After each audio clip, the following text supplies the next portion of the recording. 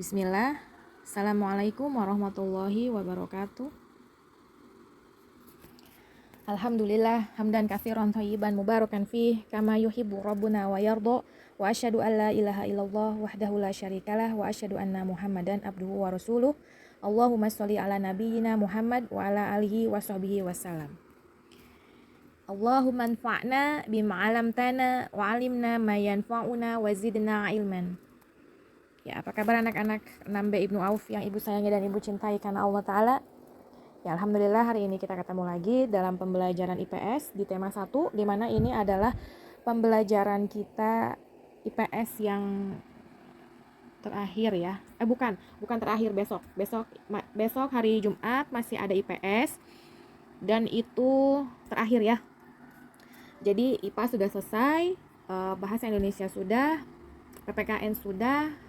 Tinggal besok itu IPS dengan SBDP. SBDP hanya sepintas saja ya. Kemudian IPS, karena ini banyak IPS, jadi hari ini dan besok insya Allah kita selesaikan. Kemudian nanti hari Senin insya Allah kita akan melaksanakan penilaian harian atau ulangan harian tema 1. Ya, silakan dipelajari yang sudah pernah ibu jelaskan, yang sudah pernah ibu berikan catatan berupa PDF. Tema 1 kita akan belajar. Tema 1 kita akan ulangan pada hari Senin ya, insya Allah jika tidak ada halangan. Makanya kalian siap-siap, hari Sabtu, Minggu itu ada waktu untuk belajar. Dan Senin nanti teknisnya seperti apa, ibu akan beritahu lebih lanjut di hari Senin.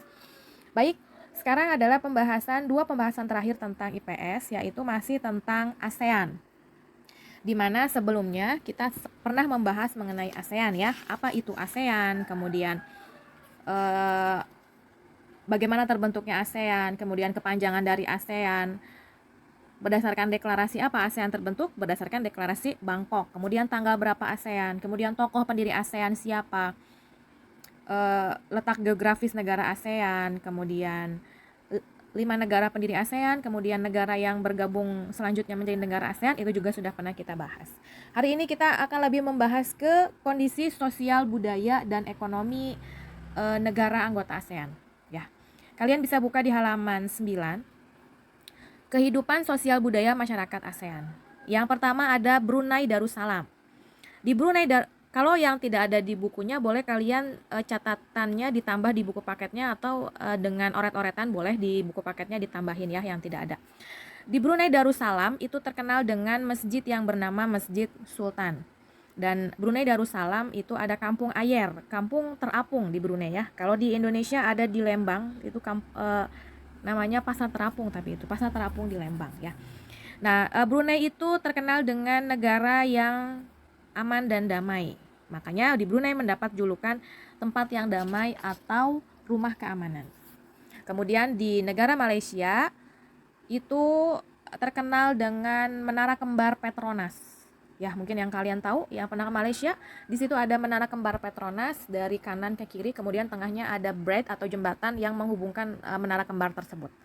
Kalau ibu pribadi sih belum pernah ya ke Malaysia, cuman berdasarkan cerita aja dan berdasarkan lihat di Google ya. Ya. Kemudian di Malaysia ada kota yang bernama Georgetown. Kota ini terdaftar dalam UNESCO World Heritage, dan terletak di Pulau Penang. Georgetown adalah kota yang memiliki ragam jenis budaya, banyak gedung-gedung peninggalan masa Eropa dan bangunan bernuansa Melayu Cina di sana. Dan penduduk Malaysia itu kebanyakan adalah Melayu, Cina, dan India. Makanan khasnya adalah nasi lemak. Nasi lemak kalau di kita itu adalah nasi uduk, ya, mirip lah seperti itu setidaknya. Lanjut ke Filipina. Filipina itu adalah terkenal dengan Puerto Princess. Bismillah, mohon maaf ya videonya agak terpotong. Kita lanjut. Tadi ada di halaman 11 ya. Aduh, maaf. Kalian buka halaman 11, lanjut ya tadi. Mohon maaf. Nah, kita lanjut ke tadi sampai Malaysia ya kepotongnya. Kemudian Filipina. Di Filipina itu ada Puerto Princess, kemudian perpaduan antara budaya barat dan timur, kemudian bahasa nasional di Filipina adalah bahasa Inggris. Kemudian kita lanjut jalan-jalannya ke Kamboja. Di Kamboja itu ada bangunan yang namanya Angkor Wat. Kenapa? Karena di Kamboja masih 90% banyak kuil di sana dan agamanya masih Hindu dan Buddha. Kemudian di Myanmar itu terkenal dengan negara 1000 pagoda atau pagoda Swedagon.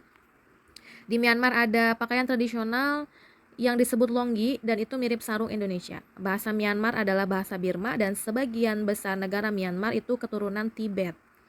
Jadi 100% masih Buddha ya di sana. Jangan jalan-jalan ke daerah Myanmar. Kemudian kita lanjut ke Vietnam. Di Vietnam itu ada permainan tradisional namanya menangkap jangkrik dengan mata tertutup. Kalau di kita itu adalah ucing jongkok atau ucing sumput ya. Kemudian pakaian tradisional dari Vietnam adalah ao dai. Terus juga masyarakat Vietnam senang duduk di dinglik atau jojodog, kursi yang sangat pendek. Lanjut ke Laos. Laos itu terkenal dengan kesabaran dan kesederhanaannya. Kemudian setelah ke Laos ada negara Singapura. Negara Singapura itu adalah negara yang sangat terkenal dan negara yang sangat maju yang memiliki lambang negara yang namanya Merlion. Merlion adalah patung berkepala singa berbadan ikan, ya. Dan di negara Singapura itu negara yang satu-satunya negara di ASEAN yang sangat maju dan berkembang. Kemudian di Thailand ada Ayutthaya, dan Thailand adalah negara ASEAN yang tidak pernah dijajah oleh bangsa Eropa. Minuman khas dari Thailand adalah teh yang dikonsumsi oleh kita, yang sering ya kalian suka jajan juga, itu namanya teh poci, Thai tea, teh Thailand, itu dari Thailand. Ya, seperti itu. Kemudian kita lanjut ke halaman 67. Kalian buka bukunya halaman 67.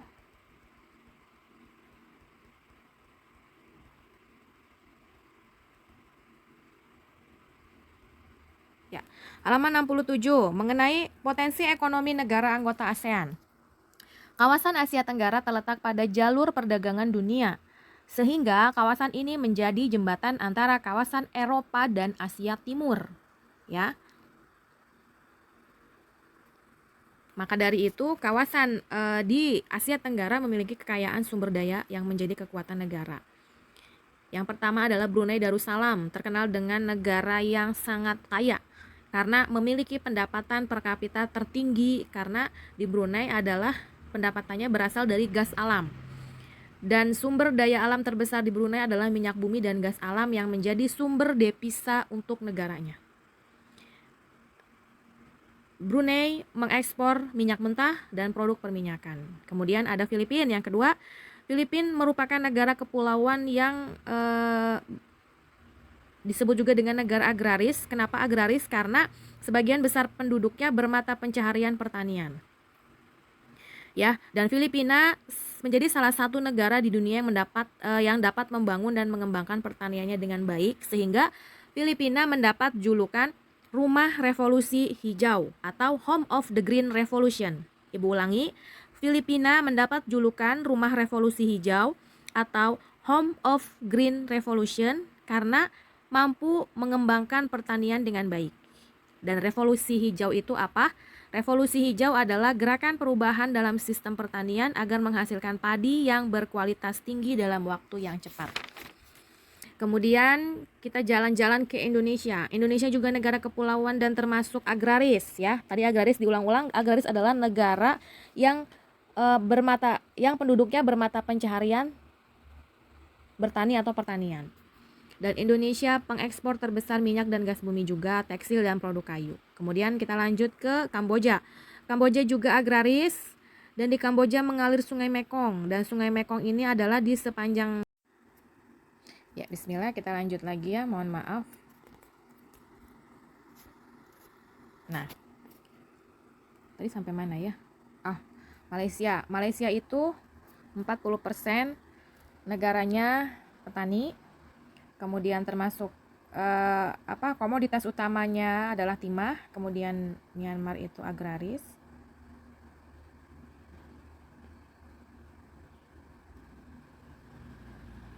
Kemudian kita lanjut ke Singapura. Singapura itu termasuk negara ASEAN yang paling maju dan menjadi tempat transit atau pelabuhan. Kemudian Thailand itu penghasil lumbung padi di Asia Tenggara. Setelah Thailand itu ada Vietnam. Vietnam juga termasuk negara agraris atau bertani ya. Karena sama-sama negara kepulauan dan termasuk negara agraris. Nah, sekarang kalian lihat di sini ada logo ASEAN. Nah, logo ASEAN di sini berbentuk lingkaran, kemudian itu gambar padi gitu ya. Yang kuning itu adalah gambar padi. 10 ikat padi. Kita harus tahu bahwa arti dari ASEAN itu adalah Association of Southeast Asian Nation atau Perhimpunan Bangsa-Bangsa Asia Tenggara ya. Nah, ASEAN ini dilambangkan dengan ikatan 10 untai padi. Artinya adalah cita-cita pendiri ASEAN untuk bekerja sama antara negara anggota dalam solidaritas dan kekeluargaan. Kemudian lingkarannya itu berbentuk persatuan anggota ASEAN ya, berbentuk lingkaran. Nah, tulisan ASEAN yang berwarna biru itu artinya kedamaian dan kestabilan. Kemudian dasar lingkarannya itu berwarna merah artinya adalah keberanian dan kedinamisan. Kemudian lingkaran yang berwarna putih artinya kesucian. Kemudian padinya yang berwarna kuning itu artinya kemakmuran. Ya.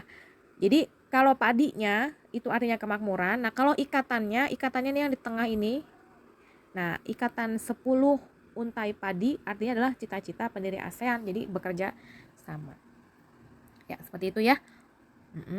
Jadi mohon maaf videonya agak terputus-putus karena memang durasi dan kemudian pembahasannya banyak, jadi ibu rangkum, sisanya kalian silakan baca sendiri karena IPS itu harus banyak membaca ya, karena ya memang IPS itu di kelas 6 banyaknya tentang ASEAN dan ASEAN itu adalah sejarah dari negara-negara yang termasuk ke dalam ASEAN.